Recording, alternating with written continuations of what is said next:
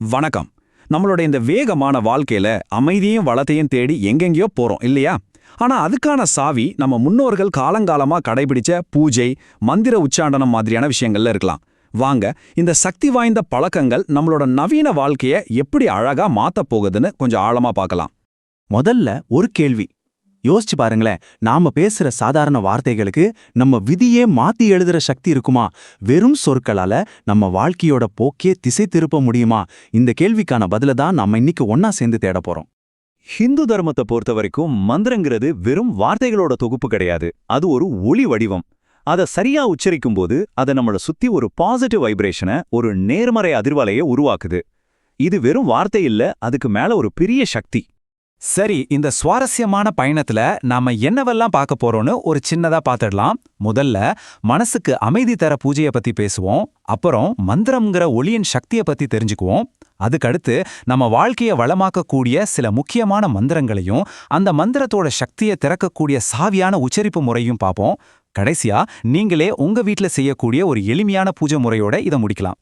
மந்திரங்கள் பத்தி ஆழமா தெரிஞ்சுக்கிறதுக்கு முன்னாடி அதுக்கு அடித்தளமா இருக்கிற பூஜையை நாம முதல்ல புரிஞ்சுக்கணும். பூஜைங்கிறது வெறும் சடங்கு மட்டும் இல்ல, அது மன அமைதிக்கான ஒரு அற்புதமான பழக்கம். தினமும் பூஜை பண்றதால என்னென்ன நன்மைகள்னு பார்க்கலாமா? முதல்ல மன அமைதி. நம்மளோட டெய்லி டென்ஷன், கவலை, பதட்டம் எல்லாம் குறைஞ்சு மனசு ஒருநிலைப்படுறத நீங்களே நல்லா உணர முடியும். அடுத்து பாசிட்டிவ் எனர்ஜி. பூஜை அறையில ஏத்துற விளக்கும் அந்த ஊதுபத்தி வாசனையும் நம்ம வீட்ல இருக்கிற நெகட்டிவ் எனர்ஜி எல்லாம் நீக்கி ஒரு தெய்வீகமான சூழலை உருவாக்கும்.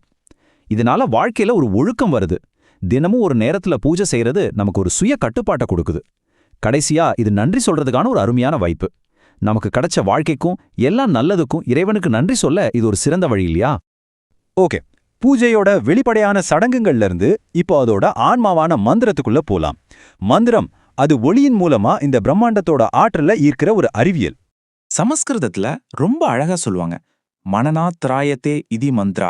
இதோட அர்த்தம் என்னன்னா, எது ஒண்ணு திரும்ப திரும்ப மனசுல நினைக்கிறதாலேயோ சொல்றதாலேயோ நம்மள காப்பாத்துதோ அதுதான் மந்திரம்.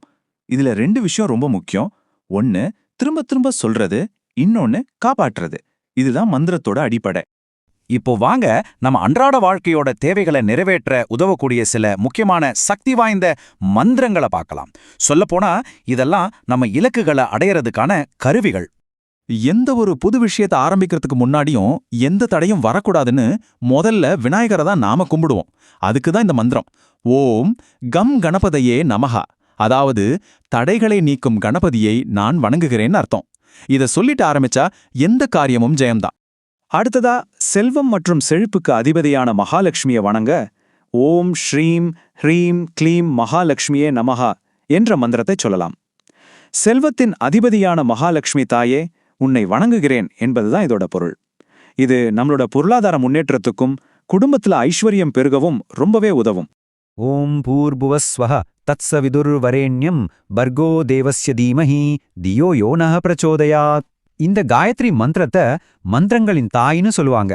எங்களுடைய அறிவை தூண்டி எங்களை நல்ல வழியில நடத்த அந்த பரம்பொருளை வேண்டுகிறோம் என்பதுதான் இதோட பொருள். மனசுல தெளிவையும் ஞானத்தையும் கொடுக்கக்கூடிய ஒரு மிக சக்தி வாய்ந்த மந்திரம் இது. என்னதான் இருந்தாலும் நல்ல ஆரோக்கியம் மாதிரி ஒரு பெரிய செல்வம் இருக்கா? ஓம் நமோ பகவதே வாசுதேவாய தன்வந்தரியாயே அம்ருத கலச ஹஸ்தாய சர்வ ஆமய விநாசாய திரைலோக்கிய நாதாய ஸ்ரீ மகாவிஷ்ணுவே நமஹா. தேவ மருத்துவரான தன்வந்திரியை போற்றும் இந்த மந்திரம் நோய் நொடியில்லாம ஆரோக்கியமா வாழ நமக்கு அருள் புரியும். சரி, இப்போ மந்திரங்கள் எல்லாம் தெரிஞ்சிருச்சு. ஆனா அந்த மந்திரங்களோட முழு சக்தியும் திறக்கிறதுக்கான சாவி எங்க இருக்கு தெரியுமா? அதுதான் சரியான உச்சரிப்பு. இது மந்திர அறிவியல்ல ரொம்ப ரொம்ப முக்கியமான ஒரு பகுதி. ஒரு முக்கியமான விஷயத்த நம்ம நல்லா புரிஞ்சுக்கணும். மந்திரத்தை தப்பா உச்சரிக்கிறது காதால கேட்கறதுக்கு மட்டும் தப்பா இல்ல, அது அந்த மந்திரத்தோட அதிர்வுகளையே மாத்திரும். நாம எதிர்பார்க்கிற விளைவுக்கு பதிலா சில சமயம் எதிர்மறையான விளைவுகளை கூட ஏற்படுத்த வாய்ப்பு இருக்கு. அதனால உச்சரிப்பு அவ்வளவு முக்கியம். வேத மந்திர உச்சரிப்புல சரியான ஒளி அதிர்வுகளை உருவாக்க 6 முக்கியமான விஷயங்கள் இருக்கு. இந்த 6 கரெக்டா சேர்ந்தாதான் ஒரு மந்திரம் முழுமையான சக்தியோட வெளிப்படும். அப்படி என்ன அந்த 6 ரகசியங்கள்? வாங்க பார்க்கலாம். மந்திர உச்சரிப்போட இந்த 6 கூறுகள் என்னென்னா, முதல்ல வர்ணா, அதாவது எழுத்துக்களை பிழையில்லாம சரியா சொல்றது.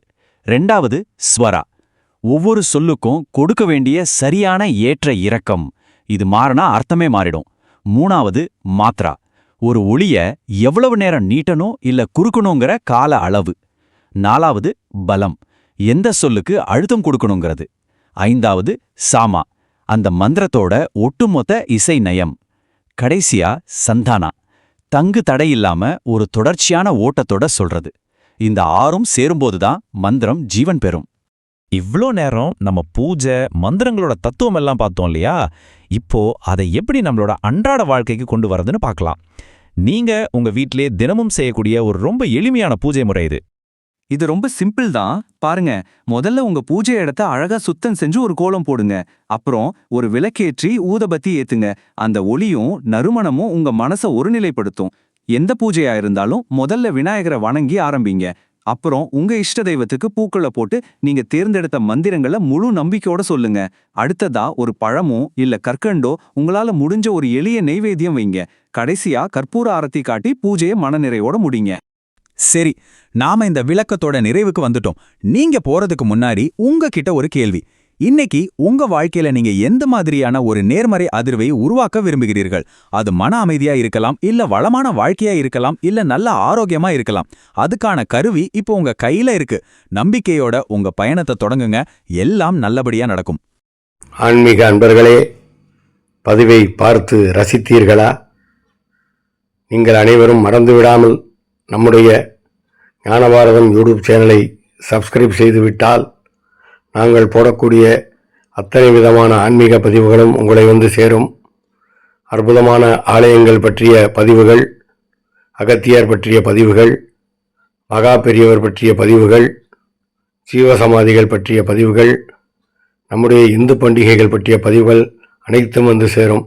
எனவே நம்முடைய சேனலை சப்ஸ்கிரைப் செய்யுமாறு கேட்டுக்கொள்கிறோம். வாழ்க வளமுடன்.